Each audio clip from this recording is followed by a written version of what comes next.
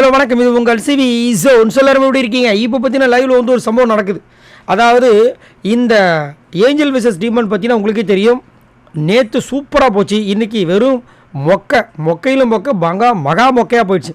ஆனால் ஸ்டார்டிங்காக வந்து big pass வந்து இந்த ஏஞ்சல் விசஸ் டீமன் அந்த டாஸ்க் ஸ்டார்ட் ஆகும்போதே சொல்லியிருந்தார், இதில் யார் அதிகப்படியாக ஹார்ட் வின் பண்ணுறாங்களோ அவங்களுக்கு தான் நாமினேஷன் ஃப்ரீ பாஸ் அப்படி சொல்லியிருந்தார்.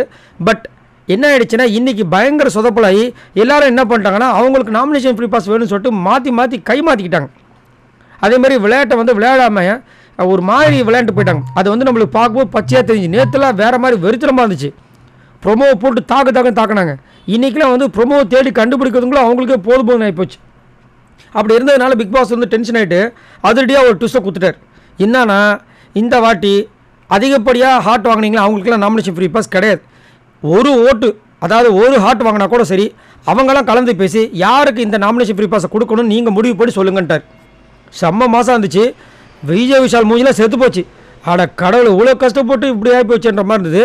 ஸோ இது நல்ல முடிவு. ஏன் அப்படின்னா பிக் பாஸ் செம்ம டென்ஷன் ஆகிட்டு இன்றைக்கி நடந்த விஷயங்கள் அந்த மாதிரி இருந்துச்சு.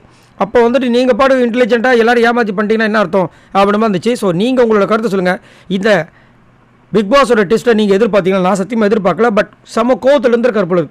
ஏன்னா காலையிலேருந்து பார்க்குறாங்க, நம்மளுக்கே எவ்வளோ காண்டாகும் போது 24 ஹவர்ஸ் பார்க்குற அவருக்கு எவ்வளோ காண்டாக இருக்கும். ஸோ அதனால் ஒரு சூப்பரான ஒரு அறிவிப்பை கொடுத்துருக்காரு. ஸோ இதை பற்றி நீங்கள் என்ன நினைக்கிறீங்கிறத மறக்காமல் கமெண்ட்ஸ் பண்ணுங்கள். பாய் நண்பர்ல.